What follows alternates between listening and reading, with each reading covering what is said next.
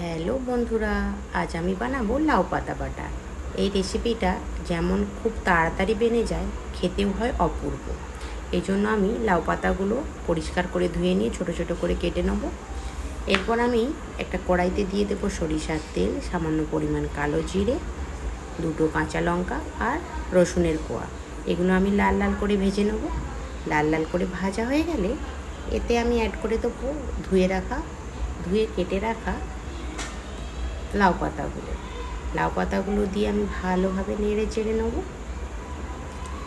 এর মধ্যে আমি অ্যাড করে দেবো স্বাদ মতো লবণ। দেখুন, স্বাদ মতো লবণ অ্যাড করে দিলাম। এরপর আমি এটাকে চাপা দিয়ে সেদ্ধ টাইপের মতো করে নেব। দেখুন, চাপা দিয়ে আমি নেড়ে চেড়ে সেদ্ধ করে নেব। দেখুন, চাপা দিয়ে দিচ্ছি।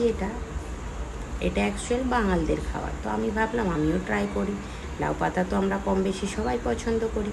সেই জন্য যখন এটা দেখুন এরমভাবে সেদ্ধ করে নেব। সেদ্ধ করে জলটা শুকিয়ে গেলে কিছুটা ভাজার মতো হয়ে যাবে। দেখুন, এই টাইপের হয়ে যাবে। এরপর আমি এটাকে তুলে নিয়ে বেটে নেব। আমি শিলনোড়াতে বেটে নিয়েছি, আপনারা চাইলে মিক্সিতেও বাটতে পারেন। আমার শিলনোড়াতে বাটাটা একটু পছন্দ, তাই আমি শিলনোড়াতে বেটেছি। দেখুন, আমি এভাবে এটা বেটে নিচ্ছি, শিলনোড়াতে বেটে নিয়েছি। তো আপনারা এটা গরম গরম ভাতের সাথে পরিবেশন করতে পারেন, খেতে অপূর্ব সুন্দর। দেখুন, এইভাবে বেটে নিয়েছি আর গরম গরম ভাতের সাথে সার্ভ করে দেবো। Bye bye everyone.